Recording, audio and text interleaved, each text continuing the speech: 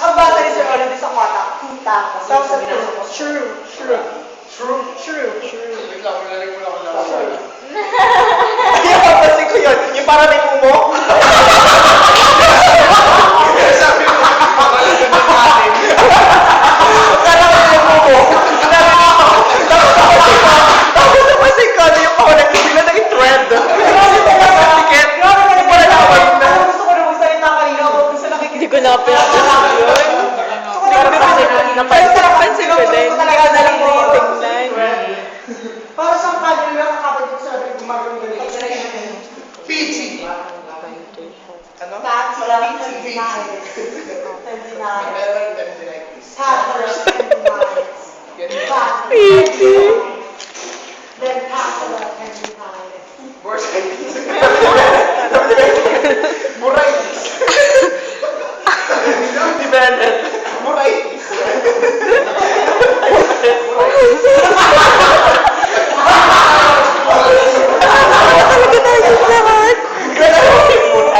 Gusto ko lang mag-stand dito na. Guys, we're to lower half. Upper half. Ano ba sa doon? Bursitis. Bursitis. Prepatellar bursa. It lies anterior to lower half of the patella Where? and upper half of the patellar ligament. It occurs more constantly than any other bursa. Ano kayo, PT? Yung sa patella. Anong PT? Patellar tendinitis. Ano meron doon? Ibalik mo yun. Jumper swing. Ano meron doon? It is the common application. Characterized by the tendon. Sa patella. Ano to? Wait, hindi na pinapalimulit ko. Ano yung bursitis? Ang bursitis. Bursitis. Ano yung ano mong slides? Ano yung Synovial membrane. Puti Hindi, niya. business ko na eh. Hindi ka ba Bumalik mo ako eh.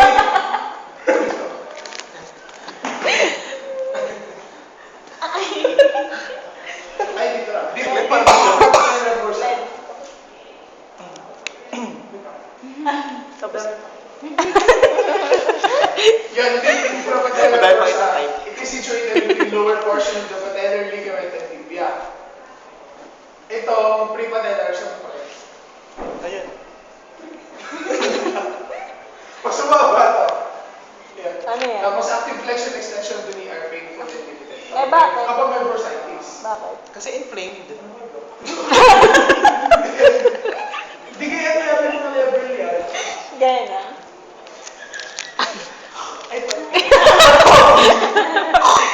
Super Parang dudurain. tibial bursa. Ito ang Nadahak. insertion of patellar ligament into the tibial tuberosity. Saan na malapit? Sa ilong. Sa ilong, prepatellar. Saan yung pretibial? Bago Bago mag-tibial. Pringa. Bobo. Tapos yung post-tibial, pakita ko. Oo. At least now you know. Sorry. Bobo. Gusto ka na magtalo, bobo agad, pag hindi alam.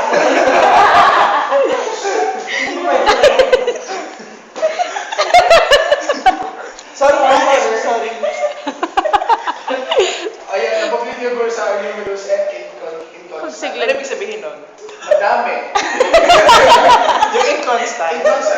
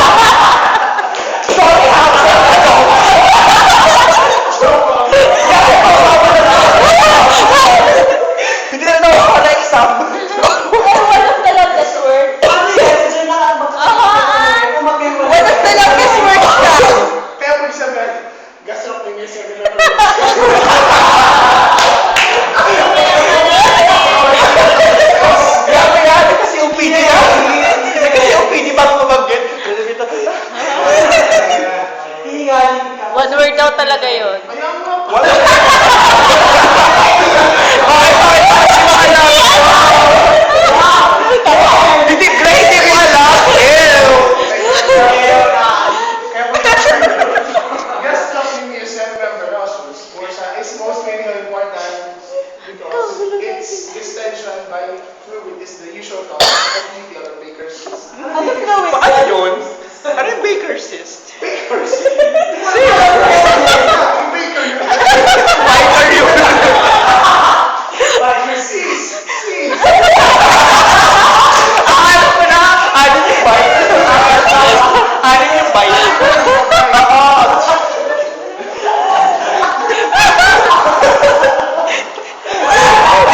Pasensya ka, ito ka na po.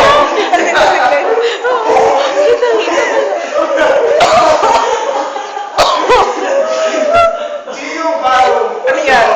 Gino. Princess na. Gino. Ay, paano? Siyempre kasi tayo si Jado.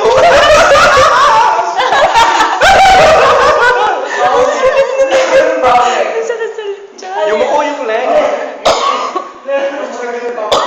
Ah, dito nilalagay yung pouch. Bawain mo yun.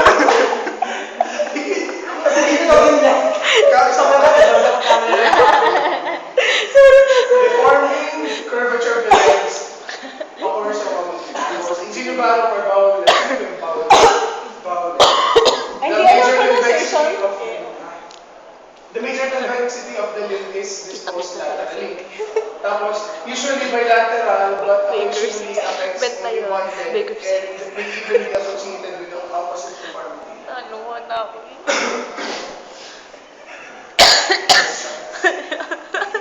Nakakaya magtanong. Puro kasi tama ang sinasabi mo. Baker's cyst. Sobrang tama pa si William Webster na hiya. Etiology. Tatagtagin na natin sa application ng Webster Dictionary. Mild Again, dictionary. bowel leg is normal in infancy and persists until approximately 24 months after birth, after which legs gradually become straight. Bowel leg may result from defective growth at the medial side of upper tibial epiphyses. Localized epiphyseal dysplasia, sometimes termed tibia vara or blount. Anong blank So yan spaces? may physiology bowel. Sakit sa ganito.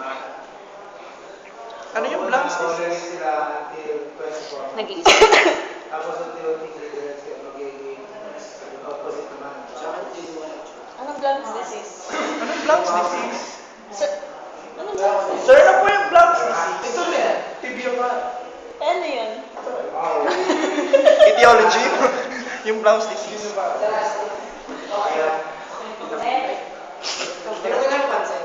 Sir, magkano kaya pag ito kaya sa ID? Sorry na. Meron daw ano ba? Gino Barrow. Example. Nasaan ba? Ito. Wala, di mga daw tuhod. Mga daw ipatellar bulsa. Post-tibial. Posterior daw, paano? Posterior. Kaya pala ako Gigi Buray sa Gigi Buray. Burritis. Ano nyo niyo? Tumahimik ka. Ano? Ba't kasali ako? Yan ang abnormal. Galit ka, galit? Abnormal daw, abnormal. Tibia vara or disease. It results from retardation of growth at the medial side of proximal tibia and facial plate, while growth Malulobot na yung phone. lateral aspect of the May charger naman ata doon. normally. Ano yung overweight? Hindi mo naman overweight? Yung guys, yes, ako. Ew. The cause of growth disturbance is not known. Abnormal stresses on the medial side of the facial plate in very young have been postulated, and many of these children are overweight. Atakso mo muna ka. Okay. Genovalgum or the knock knee. There's an abnormal curvature or angulation of lower limb with the apex of convexity disposed medially at the level of the knee.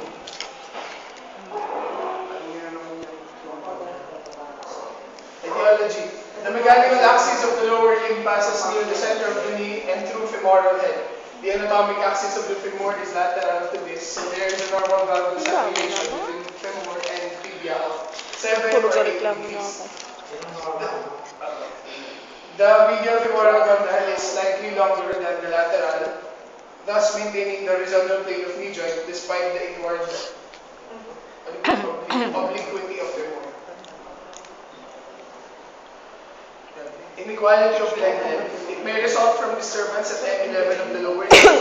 Its treatment frequently centers on the knee joint. And unequal leg length is a cause of asymmetric posture. When the patient stands, the pelvis is lower on the side of the shorter limb and pelvic tilt results in a postural scoliosis convex towards the short side. So parang si Kuya Tapos etiology, causes are numerous, and in the past, the common cause was asymmetric paralysis of after poliomyelitis. And from shortening of the affected limb is seen frequently after other types of paralysis in childhood, and as a result of congenital defects, malunited fractures and fissure displacements and infections. The shin splints.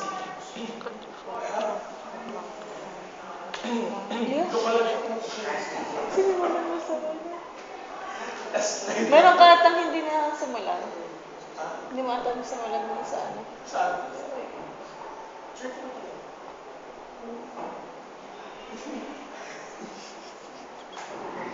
Dikit ako. Pinapin ako sa simula. Ha? Kahati.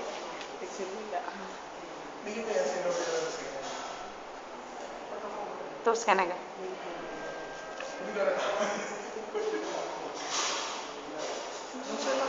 Portion split.